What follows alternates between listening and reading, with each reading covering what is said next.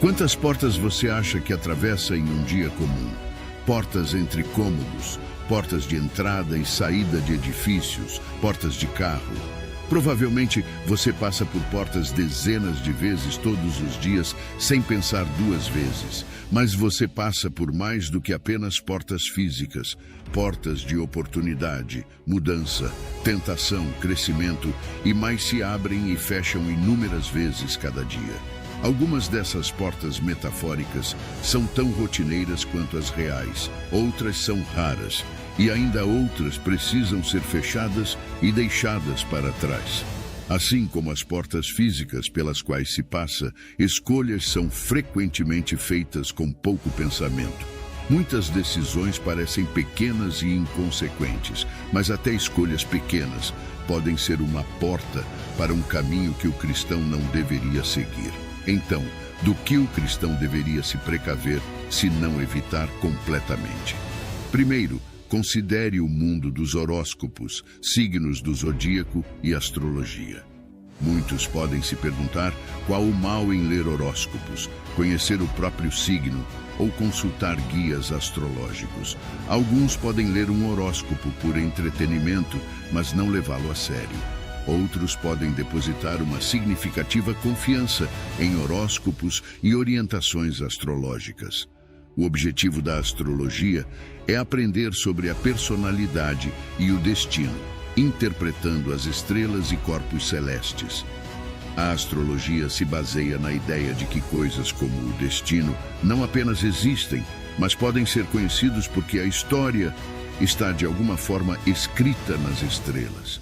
Assim, se você souber como ler essa história ou encontrar alguém para lê-la para você, você pode conhecer a si mesmo e aos outros melhor e aprender a melhor maneira de tomar decisões satisfatórias.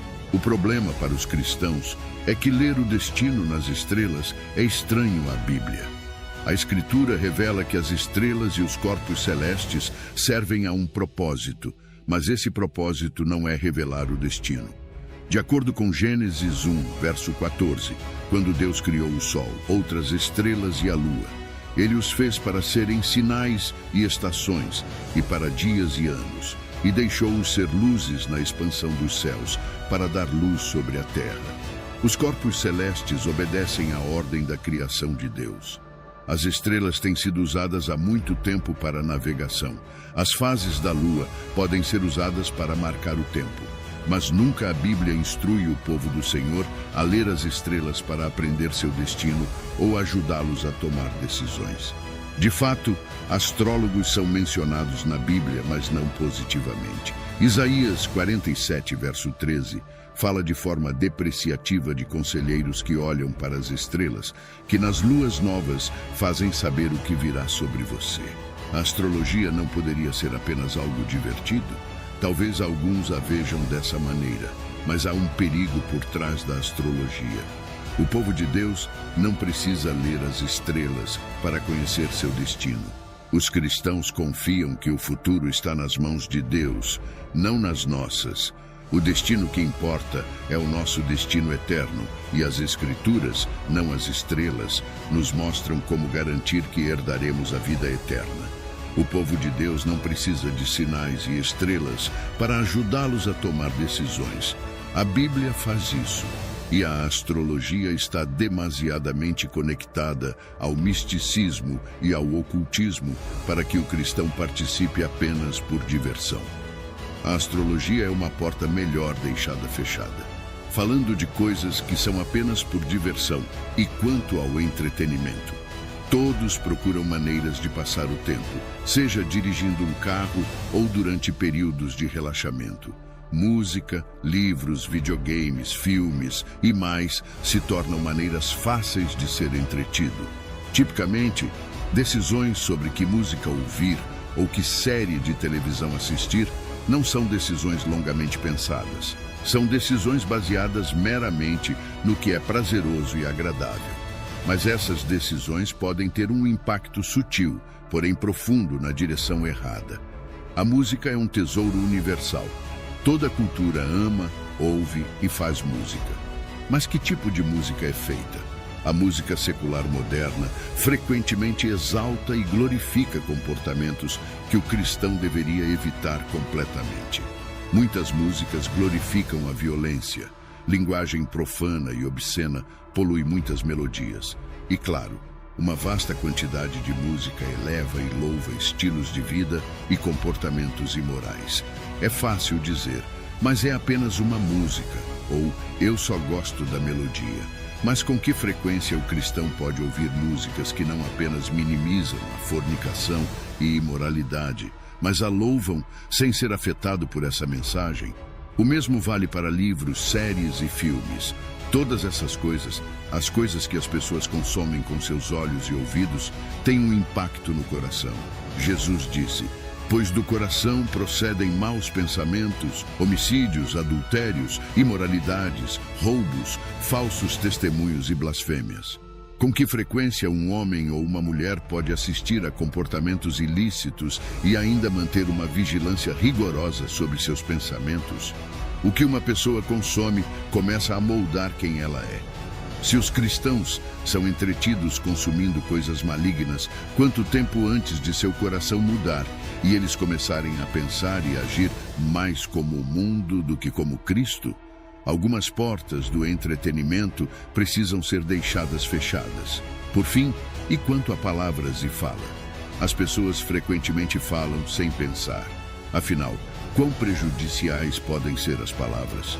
O mundo pode achar as palavras inócuas, mas a Escritura repetidamente adverte o povo de Deus a guardar sua linguagem.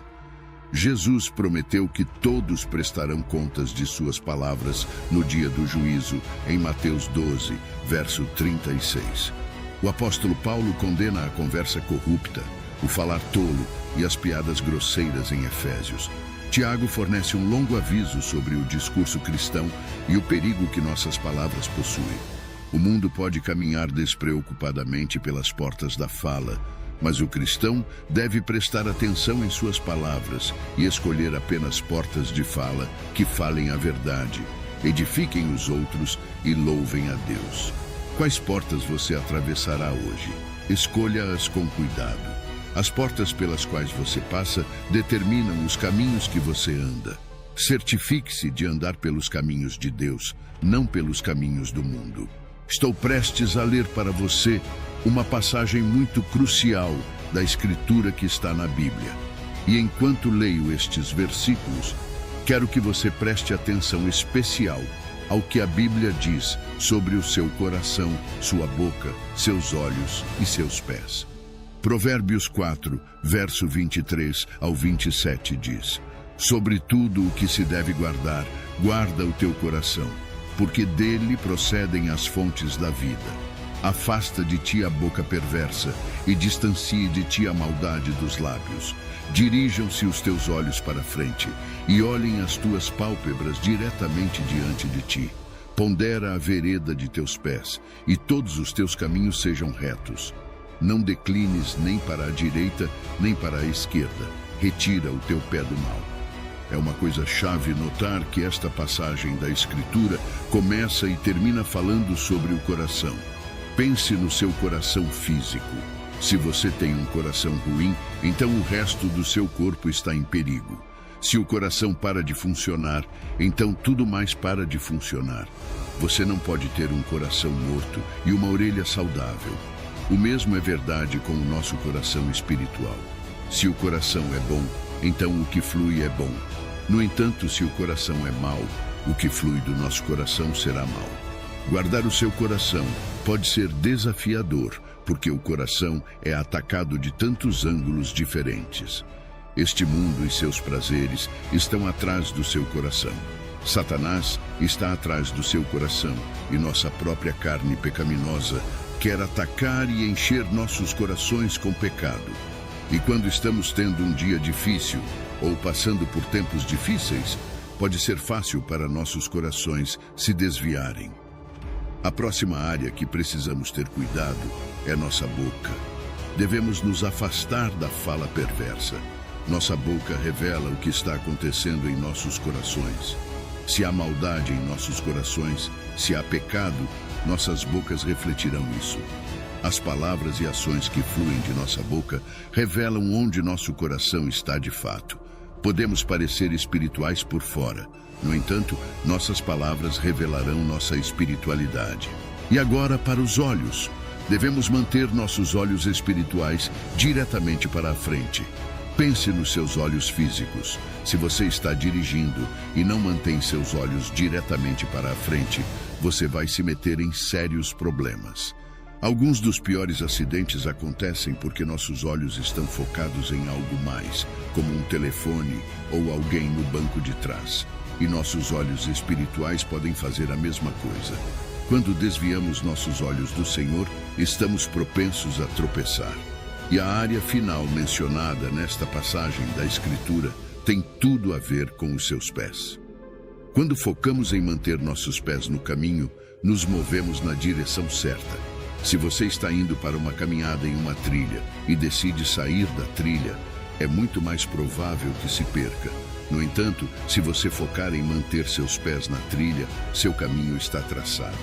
Novamente, o mesmo é verdade espiritualmente. Se você seguir o caminho moral que Deus traçou para você, você não tropeçará. No entanto, à medida que você busca seu próprio caminho, se torna muito mais fácil tropeçar. Eu te encorajo a orar para que o seu coração não seja atraído para o pecado. Ore para que sua boca não seja preenchida com palavras perversas. Ore para que seus olhos estejam focados em Deus e para que seus pés sejam guiados pela lâmpada que é a palavra de Deus. Qual é a sua perspectiva como crente em Cristo? Faço essa pergunta porque, em algum momento da sua caminhada com o Senhor, à medida que você o conhece mais e mais, você precisa mudar sua perspectiva de Deus, me leve aqui, me leve ali, para Senhor. Eu te agradeço por quão longe você me trouxe. Eu te agradeço porque eu já não estou mais onde eu costumava estar. De vez em quando, todos nós devemos tirar um momento para lembrar. Lembrar de tudo o que Deus fez, porque é fácil esquecer o que Deus fez por nós. Especialmente quando enfrentamos tempos desafiadores ou nos tornamos preocupados com nossas rotinas diárias. Mas você sabe por que é importante olhar para trás? É importante porque você começará a ver como Deus tem sido fiel, vez após vez. Você começará a ver como Deus cuidou de você e abriu portas para você, vez após vez. Quando refletimos sobre os eventos significativos e momentos em nossas vidas, podemos reconhecer como Deus tem estado conosco a cada passo do caminho. Isso é enfatizado em Salmos 77, versos 11 e 12, onde a Bíblia diz: recordarei os feitos do Senhor, sim, recordarei os teus milagres antigos. Meditarei também em todas as tuas obras e falarei dos teus feitos. Este versículo nos lembra que as obras de Deus no passado são dignas de nossa reflexão e meditação. Ao focarmos na fidelidade de Deus no passado, podemos ganhar confiança em suas promessas para o futuro. Como o apóstolo Paulo escreveu em Romanos 8, verso 28, e sabemos que todas as coisas cooperam para o bem daqueles que amam a Deus, daqueles que são chamados segundo o seu propósito. Em segundo lugar, lembrar do passado nos ajuda a ser gratos pelo que temos. Quando olhamos para trás e vemos como Deus nos providenciou, nos protegeu e nos guiou, podemos desenvolver um coração de gratidão. E Deus certamente ama um coração agradecido. Quando estamos cheios de ação de graças e gratidão, isso nos ajuda a focar nas bênçãos de Deus em vez de nossas dificuldades. Filipenses 4, verso 6 diz: não estejais inquietos por coisa alguma, antes as vossas petições sejam em tudo conhecidas diante de Deus pela oração e súplica com ação de graças. Note como Paulo disse com ação de graças, significando que é um componente essencial se queremos que nossos pedidos sejam ouvidos por Deus. Sendo agradecidos, desenvolvemos uma relação mais profunda com Deus, reconhecendo-o como a fonte de nossas bênçãos. Um pregador puritano chamado Thomas Watson uma vez disse: lembrar das misericórdias de Deus gera gratidão em nossos corações. Além disso, lembrar do passado nos ajuda a compartilhar nosso testemunho com outros. Nossos testemunhos pessoais são ferramentas poderosas para evangelismo e podem inspirar outros a buscar a Deus. À medida que refletimos sobre o que Deus fez em nossas vidas, podemos compartilhar nossas experiências com outros, mostrando-lhes como Deus nos transformou e nos guiou. Gostaria de citar umas palavras. O passado é uma fonte de conhecimento e o futuro é uma fonte de esperança. Amar o passado implica fé no futuro. Isaías 45, verso 22 e 23 diz: Olhai para mim, e sereis salvos vós, todos os termos da terra, porque eu sou Deus e não há outro. Por mim mesmo jurei. Saiu da minha boca a palavra injustiça, e não voltará, que diante de mim se dobrará todo o joelho, toda língua jurará. Nos momentos em que estamos quietos diante de Deus, precisamos perceber o quão poderoso Deus é, o quão majestoso Deus é. A Bíblia nos diz que não há ninguém e nada que possa ser comparado a Deus. Precisamos lembrar disso. Nada e ninguém é digno de competir pelo primeiro lugar em nosso coração. Deus deve ser o primeiro. De todas as pessoas que encontraremos na vida, há apenas uma que nunca nos decepcionará. Há apenas uma que pode satisfazer as necessidades mais profundas de nossa alma. Há apenas uma que já proferiu as palavras: Eu nunca te deixarei, nem te desampararei. E foi capaz de cumprir essa promessa. Seu nome é Jesus Cristo. Não há ninguém como Ele. Não há ninguém que possa rivalizar com Ele. Não há ninguém na terra ou qualquer pessoa que já tenha vivido que possa se aproximar de Jesus Cristo. Ele ama com um amor incondicional. Ele fala com uma sabedoria inigualável. Ele é o bom pastor e sua presença expulsa todo medo. Todas as coisas impuras e a ansiedade têm que partir. Sua presença cura, renova e restaura. Ao nome de Jesus, demônios tremem. Na terra, milagres acontecem, curando os doentes, restaurando a visão aos cegos, desobstruindo ouvidos surdos.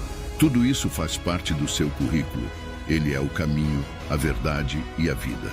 E então, querido amigo e amiga, quando você abrir seu coração e abraçar tudo o que Jesus Cristo tem a oferecer, isso impactará sua vida. Esta decisão é a que transformará radicalmente sua vida. Se você realmente se entregar e abraçar o Senhor, não apenas Ele traz a vida eterna, mas neste presente dia, aqui nesta terra, se você verdadeiramente se entregar a Jesus Cristo, Ele é capaz de trazer-lhe alegria. E quantos de nós poderíamos fazer com um pouco mais de alegria em nossas vidas? Salmo 16, verso 11 diz: Tu me farás ver o caminho da vida, na tua presença há plenitude de alegria, à tua direita, delícias para sempre. Quando Jesus Cristo entra em seu coração, Ele traz alegria, e você descobrirá que a alegria está sempre presente em sua hora mais escura. A alegria está sempre presente no meio do caos, e isso é simplesmente porque Jesus Cristo é a fonte da alegria. Então eu pergunto a vocês, queridos amigos, vocês convidaram o Senhor para o seu coração? Vocês o abraçaram? Vocês conheceram aquele que pode oferecer uma graça incrível? Vocês conheceram aquele que pode curar suas necessidades mais profundas? Vocês conheceram aquele que ressuscitou Lázaro dos mortos? Se vocês não o conheceram, podem. Vocês podem aceitá-lo em sua vida hoje, e ele entrará em seu coração. Ele é o único que pode renovar, restaurar, rejuvenescer. Jesus Cristo, o Filho de Deus, Ele está esperando que vocês o busquem. Quando a Bíblia diz: Aquietai-vos e sabei que eu sou Deus, ela está realmente dizendo para parar tudo o que você está fazendo. Pare de se preocupar, pare de lutar, pare de resistir e comece a se render a Deus. Comece a ouvir a Deus. Há algo sobre a quietude. E eu acredito que este versículo nos chama a ficar quietos diante do Senhor, porque precisamos direcionar toda a nossa atenção, todo o nosso foco para o Senhor. Vocês veem, quando vocês passam tempo conhecendo o Senhor, quando vocês passam tempo na presença de Jesus Cristo, vocês serão verdadeiramente transformados. E eu os encorajo a desejar e ansiar por esses tipos de encontros ricos na presença de Deus, pois é apenas nesses encontros íntimos, um a um, que cada um de nós pode obter uma revelação pessoal de quem Deus realmente é. É apenas nesses encontros íntimos, um a um, que cada um de nós pode ser capacitado e cheio de coragem. A coragem de enfrentar o mundo e defender Cristo. A coragem de enfrentar o diabo e declarar que Jesus Cristo é Senhor. O profeta Isaías recebeu uma revelação que deveria inspirar todos nós a reconhecer Deus por quem Ele realmente é. Escutem com atenção o que Isaías 45, versos 2 ao 7 diz: Eu irei adiante de ti e endireitarei os lugares tortuosos, quebrarei as portas de bronze e cortarei as barras de ferro. E te darei os tesouros das trevas e as riquezas escondidas nos lugares secretos, para que saibas que eu, o Senhor, que te chamo pelo teu nome, sou o Deus de Israel. Por amor de Jacó, meu servo, e de Israel, meu eleito, eu te chamei pelo teu nome. Dei-te um título de honra, embora não me conhecesses. Eu sou o Senhor, e não há outro. Além de mim não há Deus. Eu te cingirei, ainda que não me conheças, para que se saiba, desde o nascer do sol até o seu ocaso, que não há outro além de mim. Eu sou o Senhor e não há outro. Eu formo a luz e crio as trevas, faço a paz e crio a calamidade. Eu, o Senhor, faço todas estas coisas. Esta é uma maravilhosa revelação de quem Deus é. Deus está firmemente no controle. Deus é onisciente, Deus é todo-poderoso. Na imensidão do vazio que tantas vezes encontramos em nossa existência, a chamada de Cristo ressoa como uma melodia suave, mas poderosa, capaz de preencher os espaços mais sombrios com luz inextinguível. É uma convocação não para a fuga, mas para o enfrentamento corajoso de nossa própria vulnerabilidade, um convite a mergulhar nas profundezas de nosso ser e redescobrir nossa essência à luz de sua verdade. Seguir a Cristo é aceitar o desafio de construir pontes sobre os abismos de nossas dúvidas e medos, é a ousadia de buscar significado em um mundo que frequentemente nos apresenta o caos como única certeza. A jornada com Jesus não é um caminho de negação da complexidade humana, mas um convite a abraçá-la, transformá-la e transcendê-la pela graça que nos é oferecida. Todo este apelo, entrelaçado com o tecido de nossa realidade, pede que lancemos um olhar introspectivo, que questionemos não apenas o mundo ao nosso redor, mas também as inúmeras camadas que compõem nosso ser interior. Ao respondermos a esse chamado, somos convidados a uma odisseia espiritual, que promete não apenas o alívio transitório das aflições terrenas, mas uma metamorfose profunda que nos faz emergir renovados, mais íntegros e mais próximos da plenitude. Assim, diante do infinito, somos chamados a reconhecer a finitude de nossa compreensão e a abrir nossos corações para a verdadeira sabedoria que transcende o entendimento humano. É um convite ao desprendimento, a entrega confiante de que em Cristo encontramos não apenas respostas, mas também o conforto para as perguntas que permanecem sem resposta. Cristo caminha conosco, sussurrando-nos ao ouvido que o amor é a chave que desbloqueia as portas da eternidade. E hoje, se você deseja se reconciliar com nosso Salvador Jesus Cristo, por ter se afastado dos caminhos ou quer iniciar uma nova jornada rumo à salvação eterna, comente aqui embaixo: eu te aceito, Senhor Jesus, como meu único e suficiente Senhor e Salvador da minha vida.